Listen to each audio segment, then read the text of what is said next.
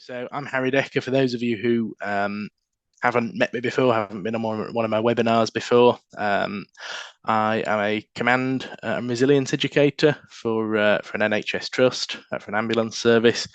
My primary area of responsibility is the maintenance and development of Commander CPD and undertaking command assurance. So I've got a real interest in kind of all things CPD, recording your CPD as a commander. And I also form part of my trust's tactical advisor and National Inter-agency Liaison Officer on call rota, as well as still responding to incidents as both an operational and a tactical commander. And as an ILO, I'm really keen to raise awareness of the role, and I think there's probably quite a bit of uncertainty around what a NILO actually does in practice. Some of you may have encountered NILOs or tactical advisors on incidents. Some of you may not have done. I'm keen to really raise awareness of the role and provide a bit of insight into what we do. So before we can look at that, it's really important that we understand where the role sits in relation to the wider UK Ambulance Service command and control structure. So we'll start off with the command roles themselves. So there's three command roles that you're likely to all be familiar with, and these are strategic, tactical, and operational commanders. So when we think about command, the strategic commander sitting at the top of that tree, and they're setting the strategy for that incident, for that particular incident, and the strategy is the framework within which the tactical commander is going to operate.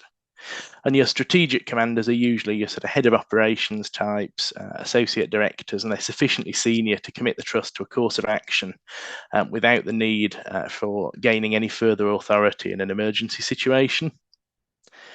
So the strategic commander is likely to be remote from the incident. They're either going to be based at a strategic coordinating group, which is a multi-agency meeting of strategic commanders, or an ambulance HQ.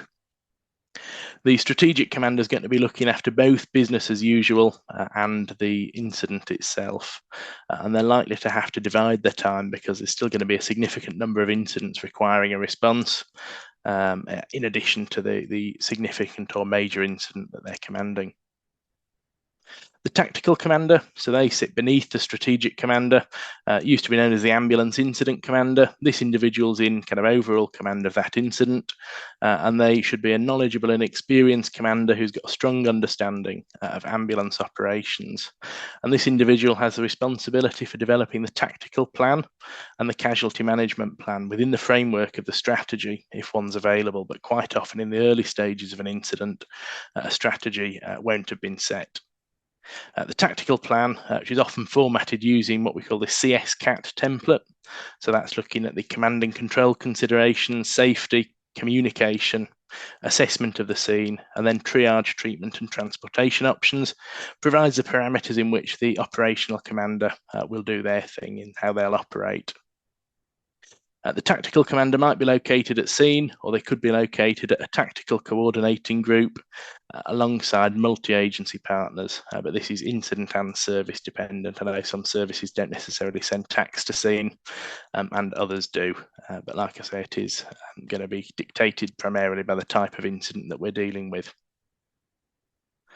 I think the most challenging role in the command structure is that of the operational commander. So this is the person who's on the ground, and they're responsible for carrying out the tactical plan and all the single service activities that are going on at scene. So they're going to co-locate with other agency commanders. They're going to try and develop a shared situational awareness, a joint understanding of risk, and actually make that tactical plan happen. And the operational commander has got quite a wide parameter of responsibility. So they're responsible for everything from an ambulance perspective that's going on scene. For a lot of the incidents that we deploy operational commanders to, thinking of things like road traffic collisions, that's quite easy for them to achieve. But when we're thinking about a major incident where we're looking at a significant number of patients, then they're going to require some support with this. So functional role officers should be assigned as early as possible. So there's many different functional roles, and I've listed some of those on the screen, and the nature of the incident will dictate which of these roles will need assigning. Any operational member of staff can be asked to undertake a functional role, but as the incident evolves, trained personnel should be relieving them. So these functional role officers are like coordinators of one specific area of the incident, and they report directly to the operational commander, and they don't have any command authority, but they're there following an action card, they're there coordinating their particular area of responsibility and escalating any issues early. So they're your functional roles that you've got. So you have your command roles, and then sitting beneath your command roles are your functional roles, which are your coordinators. Looking at those functional roles, the the role of the hazardous area response team leader, the CCS medical lead doctor, and that of the decontamination officer all require trained individuals to undertake those from the offset. So the heart team leader is going to be a competent heart team leader. The CCS medical lead is going to be a doctor, and the decontamination officer is usually going to be a SORT or a special operations response team operative who's got an understanding of that decontamination process. But any of those other functional roles, if you're an operational member of staff for the ambulance service, there's a possibility that you could be asked to undertake those until you're relieved by a trained individual. But you will have a briefing and an action card there to support you. So your command roles, your functional roles, and then sitting alongside your command roles are your command support roles. So these command support roles encompass a number of individuals, and the first of those is the logist. So national doctrine suggests that where trained and available, a logist should accompany commanders at all tiers, so operational, tactical and strategic, to support them in documenting their decision making and their rationale behind their decision making in a way that is clear, intelligible and accurate. So logists within ambulance trusts come from different groups of staff. Within the trust that I work for, predominantly are administrative staff who would undertake that logist role, and certainly wouldn't routinely be sending logists to scene to support operational commanders, but it's something that is referenced in the national doctrine. So I'm aware does happen in other areas. So the role of the logist is really key. And then in addition to the logist, there are 3 medical advisory roles on there. So that's the strategic medical advisor, the medical advisor, and the forward doctor. So these roles hold no command responsibility, but their advice will likely directly impact the command decisions that are taken. So the medical advisors used to be known as medical incident commanders. They moved away from that terminology to make it really clear that there are only 3 command roles when we're managing an incident, but that we have these medical advisors who are there to support commanders. So thinking about their roles, the strategic medical advisor, they are primarily responsible for monitoring overall hospital capacity, making sure that that tactical level has the necessary clinical resources required to manage the incident, thinking about utilising national mutual aid if that's required. The medical advisor, they operate at a tactical level generally, and they're likely to be supporting with casualty dispersal from scene, getting the patient to the appropriate receiving hospital. And their aim is essentially going to be getting the patient to the right location for the right care first time. What we don't want to do is send patients to a hospital that is perhaps not appropriate for their needs if we can avoid it, and then have to undertake an onward transfer a couple of hours later, because that's going to be quite resource intensive. So the medical advisor has got a really key role. The last medical role in the command support cadre is that of the forward doctor. So the forward doctor is there to coordinate the clinical care at scene, including at any casualty clearing stations if one's been established. Depending on the setup, the organisation that you're working within, there may be multiple forward doctors attending scene. So national doctrine advises that one should be appointed the principal forward doctor role by the medical advisor. We then move on to the more general advisory roles, starting at the top again, the strategic advisor. So the strategic advisor is going to vary from incident to incident, and for those spontaneous big bang style incidents, it might be appropriate for a NILO or a tactical advisor to provide support to the strategic commander, because they have that really in-depth knowledge and understanding of the ambulance service's capabilities and how that response should look in the early stages. If we're thinking this incident has significant reputational impact, so there's going to be a lot of media involvement or media scrutiny, then it may well be that the organisation's director of corporate communications could be a more appropriate strategic advisor. Whereas if we were looking at a public health emergency such as another pandemic, it may well be the head of infection prevention and control who would undertake that strategic advisor role, supporting the strategic commander. So it is very much incident dependent. The other command support roles are those that we're going to explore this evening, and they're undertaken by NILOs and tactical advisors. And in most trusts, and again, not all, the NILO and tactical advisor roles will be undertaken by the same group of people, but there are some differences in how those roles operate. And again, although national doctrine suggests that NILOs and TACADs work at that tactical level, they can and do work in support of commanders at any tier of command, and quite frequently we are responded to scene to support our operational colleagues, and vice versa, supporting our strategic colleagues if they're attending a strategic coordinating group.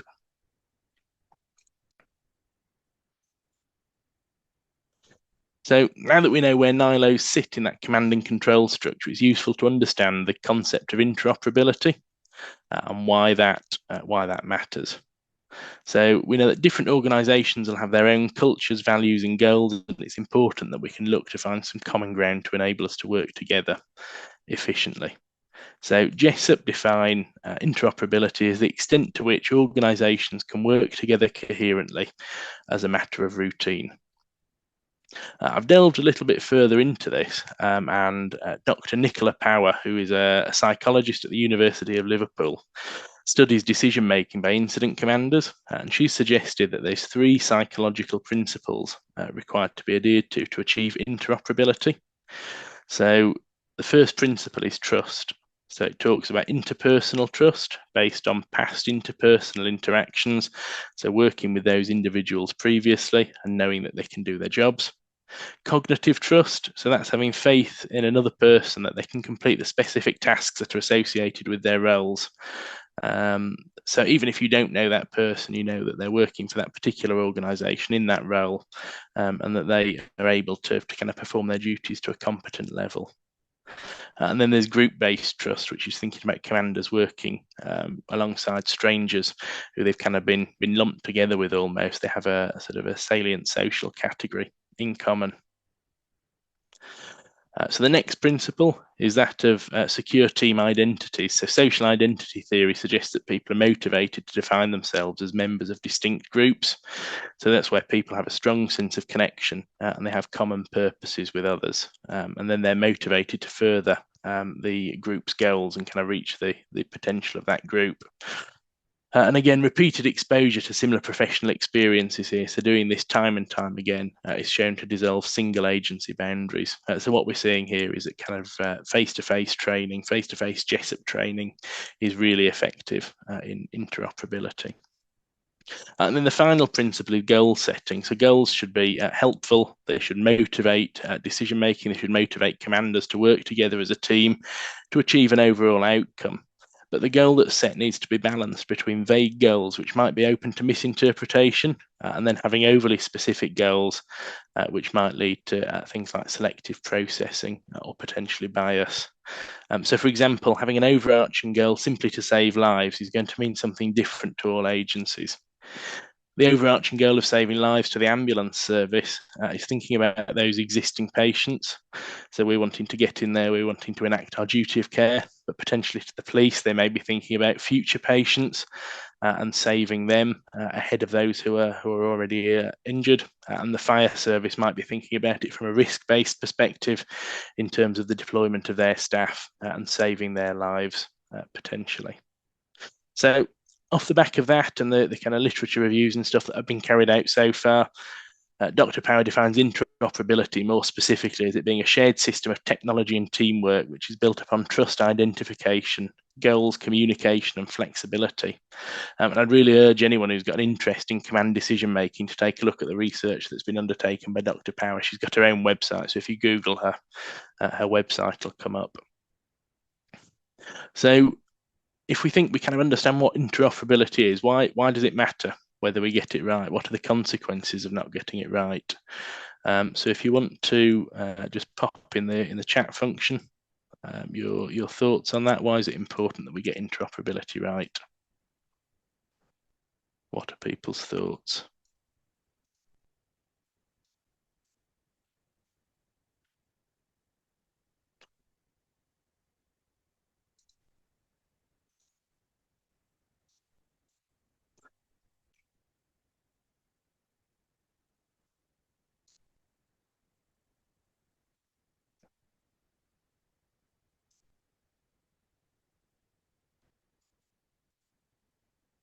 We're just having an issue with getting the toolbar up so I can see people's comments.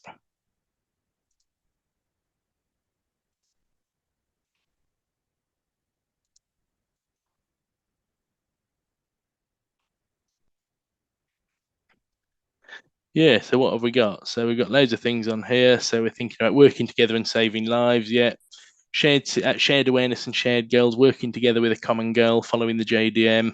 Yeah, lots of things around that shared situational awareness and decision making.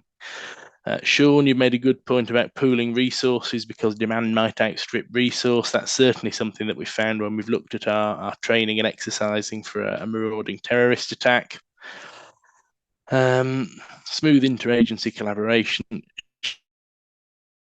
Shane, avoiding risk, yet to an extent, we're never going to get rid of that risk altogether, but we're certainly going to be able to look at mitigating it better if we're working together. Achieving the best outcomes from all services, a better flow of patients. Yeah, absolutely. So it's really important we get interoperability right, and this is something that perhaps previously we haven't always kind of hit the nail on the head with. So thinking about Manchester Arena as one example where it was questioned as to kind of whether or not Jessup had been effective in the 5 years that it had been around, because there was a breakdown in communication on the night. The role of the NILO can go some way towards bridging this gap, and there's a large number of tactical commanders in most organisations and operational commanders, but a smaller cadre of NILOs, and it's likely that some of those interpersonal challenges between the services will have already been broken down by the NILOs, and they're more likely to be working together with those from other services day to day, given the type of job roles that they undertake. So they're absolutely not the definitive answer, but they are going to go some way towards bridging that gap and making interoperability happen.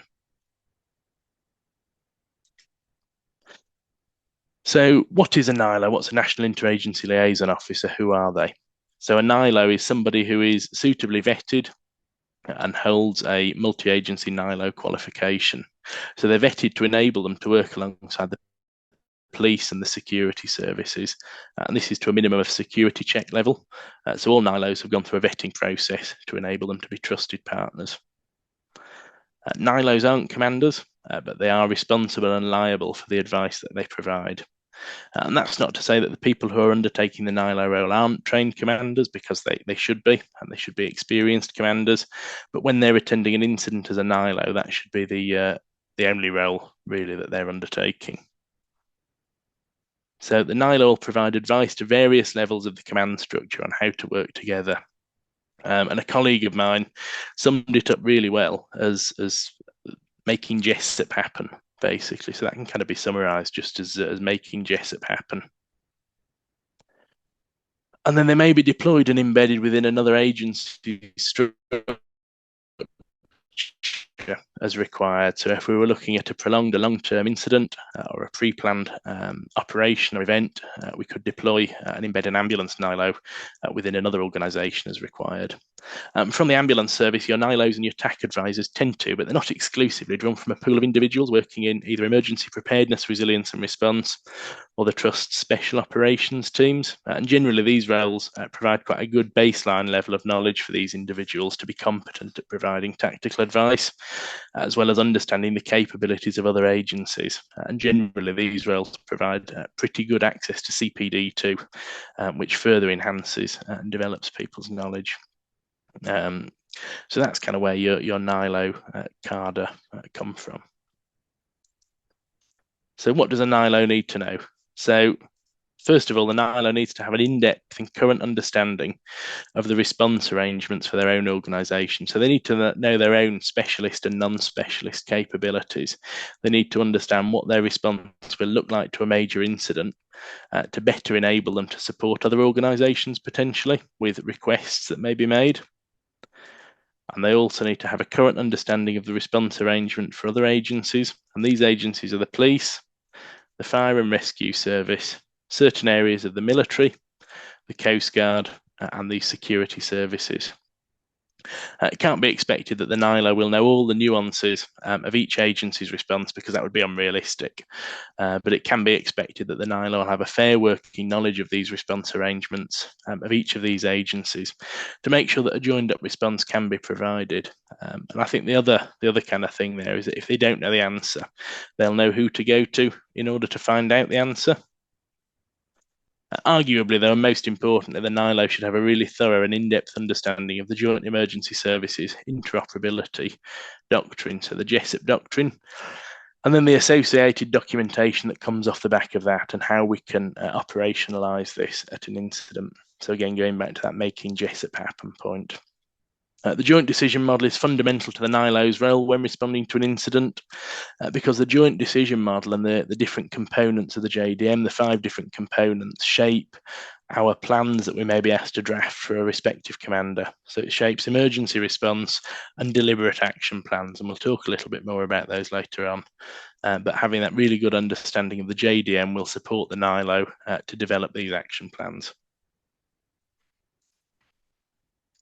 So what training does a NILO receive?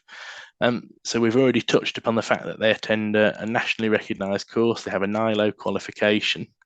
The exact training liability is going to depend upon the organisation. So the National Fire Chiefs Council and the National Ambulance Resilience Unit both provide guidance as to what additional training a NILO should undertake.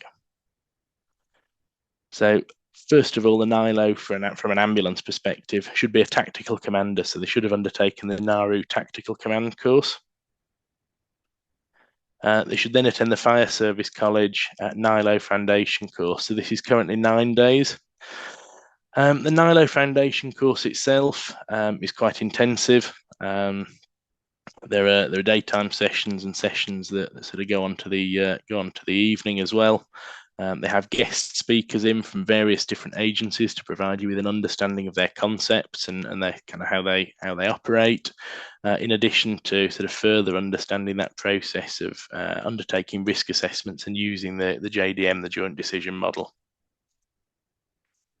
And on top of that, there is a requirement to undertake additional specialist command training, both nationally and in-house. So that's that specialist command training, anything from sort of CBRN to MTA response. It's kind of dependent on the organisation that you're working within. So the NILO course itself, I'll put the learner outcomes up on the screen just to provide a bit of an idea. I'll let you have a quick read of those, but this just gives you an idea as to where they see the role of the NILO. So interestingly, around bridging that intelligence gap between emergency response agencies and counter-terrorism policing, around CT policing. So bridging that intelligence gap, making sure that our commanders have access to the relevant information, or that we can support them in their decision making where we can't share that information. Making sure that they've got that relevant information to kind of justify any decisions they're making. Improving interagency working at the planning and the response stage. Improving understanding about agencies' capabilities and capacities. Reducing risk to the public. And then it was quite heavily focused on delivering that NILO role within the MTA, the marauding terrorist attack operational environment. So the MTA operational environment is thinking about anything from an attack methodology, a knife or a vehicle as a weapon, all the way through to thinking about that reasonable worst case scenario where we have people using automatic weapons, automatic firearms. And that's thinking about how we can share information and move responders forward as quickly and safely as we can do in order to maximise the number of lives that can be saved. And then the NILO course is aligned to the National Occupational Standards. So if you're not familiar with the National Occupational Standards, you're probably not an ambulance commander. So National Occupational Standards, it describes the knowledge, the skills and the understanding that an individual needs to be competent in their job. So for ambulance commanders, I've put these on the screen so that you can see where the NILO course sits against the kind of NARU command courses. So you can see on there that it's focused around working together, management of information, and risk assessment to eventually formulate a plan. On top of that, there's a requirement for NILOs to engage in CPD. And again, dependent on the organisation you work for, whether you're fire service, whether you're ambulance, will depend on the overall CPD liability, but it's usually between 40 and 80 hours each year in order to remain current. So that's thinking anything from sort of face-to-face training courses, exercises, or your own sort of independent study that you've carried out. And there's quite a few regional opportunities as well, usually for NILOs. So sort of multi-agency training with our colleagues, particularly from the fire service, to enable us to kind of gather some of those CPD hours. So which agencies have NILOs then? So the Fire and Rescue Service have NILOs as part of their incident command structure, and these are generally people working at station manager or group manager level, usually on a flexi-duty rota. All ambulance services have NILOs as part of their incident command structure, and these are generally band 7 and 8 managers, and usually people operating at that tactical level. And as we've said, often from an EPRR or a special ops type background, so that they have that additional understanding and those additional opportunities to kind of develop their knowledge. The Coast Guard have a number of NILOs who support their functions, as do British Transport Police. So BTP have a really well embedded NILO network, and they're one of the few police forces who've really embraced that role, and it's their resilience team who undertake this function. Yeah, the British Transport Police's NILO network is really quite well established. Then there are a number of Home Office police forces who've trained their staff to operate as NILOs. But to the best of my knowledge, from the most recent conversations that I've had, it isn't really a standardised police role yet, and it remains to see whether it'll become an integral part of their command and command support structure, and if it does, where it's going to sit. I think it's only a good thing that the police have that particular point of contact, and thinking about it from a NILO perspective, quite often if there's a large incident, it can be challenging to get in touch with the force incident manager in the control room because they have a number of different roles that they have to undertake. So having that single point of contact to gather the latest information and intelligence from would be really useful. But I think different police forces are kind of working out where that role sits within their organisation. So what does a NILO do then? So I've taken a lot of this material from the London Fire Brigade NILO policy because it's available online. It's open source if people are kind of interested in some further reading. And I found that it best summarises the role of the NILO, and it divides it into two different elements, proactive and reactive. So the proactive element, that focuses on supporting other agencies who might be undertaking intelligence-led operations. And most commonly, this is going to involve supporting the police with elements of their pre-planned operations, but it can also include planning for things like protests and mass gatherings and other large events. Because NILOs have that sufficient security clearance, they're often that first point of contact as well for the police when they're looking for support with sensitive operations. And the focus of these operations tends to be on managing risk and communicating effectively to make sure that, certainly from an ambulance perspective, that there isn't going to be a knock-on effect on our business as usual, and that if there is a medical incident where our support is required, we're aware of what's going on and we're able to provide the most appropriate support possible, quite often with the hazardous area response team. So the reactive elements, they call it reactive response and mobilising. So this focuses on the incident response. So here the NILO might be able to use their specialist knowledge of other agencies to make sure that there's a really swift interoperable response to be provided, as well as maintaining that shared situational awareness and that joint understanding of risk by having those contacts, being able to contact the other agencies and gather that latest info and intel.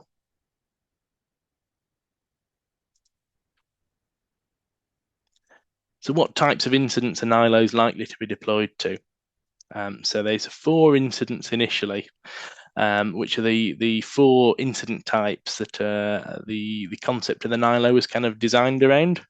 But most services will deploy NILOs to a much wider range of incidents. So these four types, the first one is a conventional terrorist attack and CBRNE terrorism. So this could include a marauding terrorist attack. And thinking about the CBRNE element, we aren't specifically CBRN TAC advisors. The police and the fire service do have a number of CBRN TAC advisors. But from an ambulance perspective, we're there to provide that interoperability between the different services, the gaining scientific advice where required from a CBRN perspective. So any major incidents. So the declaration of any major incident, if we think about the Jessup principles, is going to include elements of interoperable working, even if it's only notifying other agencies that an incident, that an incident has been declared. So it may well be that the major incident has no knock-on effect on any other services, and it's for awareness only. But the NILO will be able to kind of support with that from an interoperability perspective. Complex or protracted police-led incidents. So this could be anything from supporting the execution of a warrant all the way through to a siege or a hostage situation. And again, providing somebody who's got that appropriate clearance to work alongside the police to receive up-to-date and relevant information and intelligence, and ensure that the police have the medical support that's required without it having too much of a knock-on effect on our business as usual. And then public order, so protests, riots, anything like that. Because again, these incidents could result in patients, or they could have a knock-on effect on our business as usual. So it's kind of managing both of those elements. And each organisation is going to have its own mobilisation criteria for deploying a NILO to an incident. So other types of incidents might include those with potential explosive hazards, large building fires, potentially hazmat incidents, or incidents involving complex rescues, as well as some business continuity incidents where it may well be that we need to liaise with our multi-agency partners, either for awareness or for support. So what support can a NILO offer them? So first thing is around that specialist advice around the capabilities of partner agencies. So the NILO has that knowledge, and if there's something that they don't know, they will be able to, or should be able to kind of find that out in a timely fashion.